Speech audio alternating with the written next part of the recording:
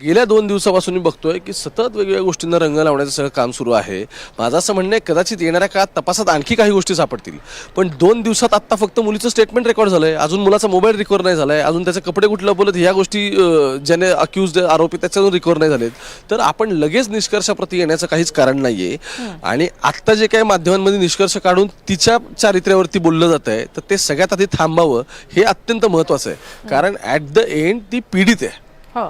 जर हे म्युच्युअल कन्सेंटने झालंय हे डिफेन्स लॉयर सांगतायत, ते पत्रकार परिषद घेत आहेत, तर माझं म्हणणं असं आहे की त्याचे ग्राउंड्स त्याचं फक्त हे देतात की त्यांनी तिला ढकलत किंवा ओढत नेलेलं नाही असं दिसतंय.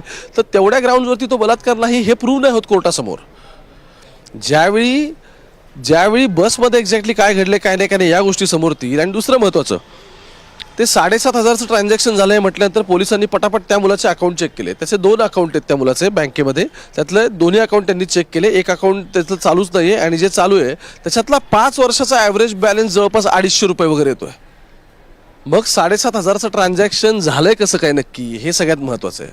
मग समजा आपण धरून चालू ते कॅशमध्ये झालं असेल तर मुलीकडून तशा कोणत्याच गोष्टी रिकवर झालेली नाहीये. तिच्याकडून ज्या दिवशी ती आली पोलीस स्टेशनला त्या दिवशी अर्थात तिचं पण क्रॉस व्हेरिफिकेशन होतं ना. पोलीस काय फक्त तिने सांगितले म्हणून थोडी कंप्लेंट लिहून घेतात, तिला पण क्रॉस क्वेश्चन केलं जातं. मग तिला मेडिकलला पाठवलं गेलं, मग मेडिकलमध्ये कळलं की ओके असं खरंच झालंय. मग ते जर खरं झालं असेल तर त्याचे काहीतरी बेसिस आहेत, त्याचे ग्राउंड्स तयार करायला लागतील. त्यामुळे प्रायमा फेसी ही एक फिजिकल अब्यूजची केस आहे. याच्या पलीकडे जाऊन त्याला आता जे काय कंगोरे येतात किंवा जे काय फाटे फोडले जात आहेत त्यातून 2 गोष्टी होतात. एक म्हणजे ज्यांना राजकारण साध्य करायचं आहे त्यांचं राजकारण अगदी उत्तमपणे साध्य होतं आहे. पण दुसरं महत्त्वाचं काय, जिच्यावर आज ही वेळ आली, जी वेळ कोणावरच येऊ नये आयुष्यात. आपण वारंवार असं सगळे म्हणत असतो की एखाद्यावरती झालं पण बाकी आणखी कोणावरती सुद्धा अशा पद्धतीच्या गोष्टी घडू नयेत आणि समाज म्हणून आपण सगळ्यांनी यासाठी जागरूक राहिलं पाहिजे.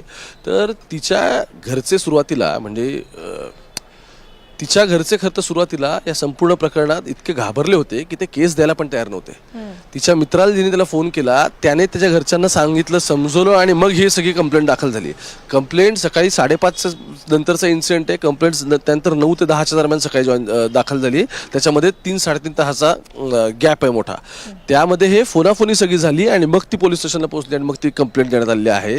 आत्ताच्या घडीला माझ्या माहितीनुसार आसिम सरोदेंकडे आता मागणी झाली की त्यांनी ह्याचं करावं, पण त्यांनी तिचं वकीलपत्र घ्यावं अशी आताच्या घडीला मागणी होती. आसिम सरोदे कदाचित येणाऱ्या काळात तयारही होतील तिचं वकीलपत्र घ्यायला, कारण ज्यावेळी इतकं त्यामध्ये पॉलिटिकल रंग देण्याचा सगळ्याला प्रयत्न सुरू आहे. आणि मला कळत नाही की महिला राजकीय नेत्यासुद्धा या सगळ्यावरती बोलत आहेत. अर्थात येणाऱ्या काळात त्या जे काय बोलतात ही गोष्ट खरी झाली तर त्याबद्दल काही दुमत नाही आहे, ती होऊ पण शकते, आपण पॉसिबिलिटी म्हणून हे करू.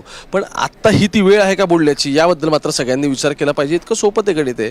आणि त्या मुलाचे बँक रेकॉर्ड्स दाखवतात की त्याकडे एवढे पैसेच नाही आहे. मग इतकी कॅश त्याच्याकडे असेल समजा तर मग ती कुठून आली याबद्दलचं त्याने स्वतः अजून त्याचं पण स्टेटमेंट रेकॉर्ड होतं ना, कारण तो अक्यूज आहे. तर तो जरी हे सांगत असला तरी मग ही जी काही त्याची डिफेन्स लॉयरची थेअरी आहे की त्याने एवढे पैसे दिले होते तर ते पैसे त्याच्याकडे खरंच होते का, तर याच्याबद्दल अजून कोणतीच गोष्टी क्लिअर झालेल्या नाही आहेत. तो पण रेकॉर्डवरती ह्या गोष्टी सांगू शकत नाही की त्याकडे ही सगळी इतकी कॅश होती. त्यामुळे खटल्याची दिशा भरकटण्याचा हा आत्ताचा प्राथमिक लेवलला जो काय प्रयत्न होतो ना तो सगळ्या पातळ्यांवरती थांबला पाहिजे या मताचा मी आहे. आणि तीच भूमिका आपली सगळ्यांची आहे की शेवटी ती पीडित मुलगी आहे. येणाऱ्या काळात जेव्हा एव्हिडन्सेस तयार होतील तेव्हा आणखी गोष्टी क्लिअर होऊ देत. पण इतक्या प्रायमा फेसी या सगळ्यावरती जे कन्क्लुजन काढून तिच्या चारित्र्यावरती जो काही प्रश्नचिन्ह उपस्थित केले जात आहेत हे कितपत आपल्याला समाज म्हणून योग्य वाटतं यावरती सगळ्यांनी विचार करावा.